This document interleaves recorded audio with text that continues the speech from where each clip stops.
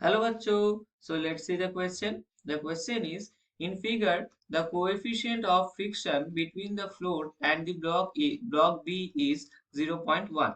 The coefficient of friction between the blocks B and A is 0.2. The mass of A is m by 2 and B is m. What is the maximum horizontal force F which can be applied to the block B so that two blocks move together? ठीक है, तो हम लोगों का इसलिए हम लोग को चार ऑप्शन गिवन है और हम लोग को बताना है कि कौन सा ऑप्शन करेक्ट हो जाएगा। ठीक, तो चलो देख लेते हैं इसका आंसर क्या हो जाएगा। तो फर्स्ट ऑफ ऑल हम लोग एक एजम्पशन करेंगे। क्या एजम्पशन? कि जो दो ब्लॉक से वो दो ब्लॉक से एक कॉमन एक्सीलरेशन ए से मूव कर रहे हैं। ठीक है, तो वो लिख लेते हैं पहले। Let both the blocks let both the blocks are moving moving with, कैसे मूव कर रहे हैं भाई? कॉमन एक्सीलरेशन से मूव कर रहे हैं। कॉमन एक्सीलरेशन, और वो कॉमन एक्सीलरेशन मान लेते ए। ठीक है, तो दो जो ब्लॉक है वो दो दो ब्लॉक ही क्या कर रहा है? ए से मूव कर रहा है जो एक्सीलरेशन है, और ये दो ब्लॉक के लिए सेम है। ठीक है, अब हम लोग क्या करेंगे? ए ब्लॉक और बी ब्लॉक का फ्री बॉडी डायग्राम ड्रॉ करेंगे। ठीक है, तो ए ब्लॉक का फ्री बॉडी डायग्राम कुछ इस तरीके से दिखेगा। ये देखो, ये अगर ए ब्लॉक है तो इसके ऊपर क्या फोर्स अप्लाइड होगा? सिर्फ एक ही फोर्स, वो क्या है? फ्रिक्शनल फोर्स इस तरफ होगा, क्योंकि हम लोग जो बी ब्लॉक है उसको उसके ऊपर मान लेते हैं राइट साइड में हम लोग अप्लाई कर रहे हैं। ठीक है, फोर्स, तो फ्रिक्शनल फोर्स इस साइड काम करेगा और इसका क्या मान लेंगे कि F1 काम कर रहा है। ठीक है, अब बी ब्लॉक के लिए बात कर रहे हैं हम लोग। बी ब्लॉक के लिए तो क्वेश्चन में क्या गिवन है कि एफ, मतलब हम लोग मैक्सिमम हॉरिजॉन्टल फोर्स अप्लाई कर रहे हैं जो कि एफ है, तो मान लेते हैं इधर अप्लाई कर रहे हैं एफ। ठीक है, तो अगर ए ब्लॉक जो है इसका F1 इस तरफ है राइट साइड में, तो इसका बी ब्लॉक के लिए ये F1 किधर होगा? ऑपोजिट डायरेक्शन में हो जाएगा। और जो नीचे सरफेस है, ये जो सरफेस है, ये देखो ये वाला सरफेस है। ठीक है, ये क्या है? एक सरफेस है। तो ये अगर सरफेस है और ब्लॉक को हम लोग राइट साइड में फोर्स अप्लाई कर रहे हैं, तो सरफेस के साथ जो फ्रिक्शनल फोर्स काम करेगा वो भी लेफ्ट साइड में इधर ही काम करेगा। तो ये मान लेते हैं क्या? F2 मान लेते हैं। ठीक है, और ये जो ब्लॉक है इसका नाम क्या है? बी है। ठीक है, तो ये हो गया ए और बी का हम लोग का फ्री बॉडी डायग्राम। अब चलो देख लेते हैं कैसे सॉल्व करेंगे हम लोग। तो पहले ही हम लोग क्या बोल दिया था कि दो जो ब्लॉक है दोनों का एक्सीलरेशन कॉमन है, सेम है। ठीक है, तो एक्सीलरेशन तो हम लोग का रिलेशन पता है क्या है। ये इधर क्या हो जाएगा? A is equals to mu A into M A into G अपन क्या हो जाएगा? अपन ए में हो जाएगा।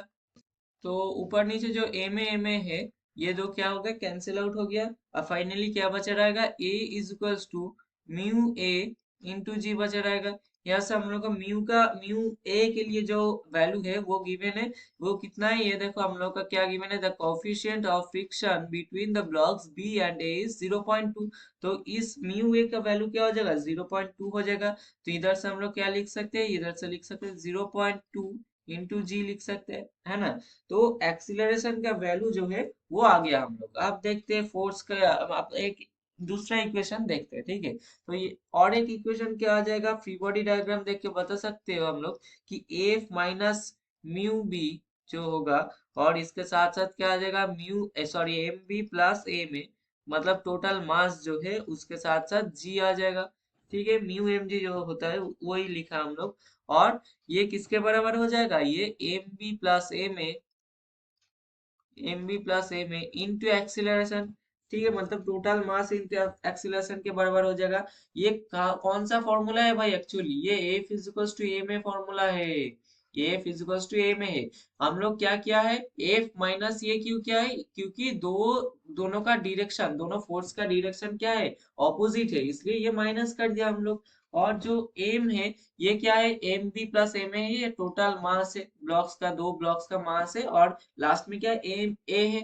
तो ये वाला ही फॉर्मूला है वो। ठीक है, तो अब हम लोग क्या करेंगे? इसको आगे सॉल्व करेंगे। तो ए फिजिकल्स टू क्या बोल सकते हैं हम लोग? A physicals to M B plus M A. ठीक है, M B plus M A into G plus क्या आ जाएगा? Mu into M B plus A में इंटू जी आ जाएगा। हम लोग ये कह सकते हैं, ठीक है।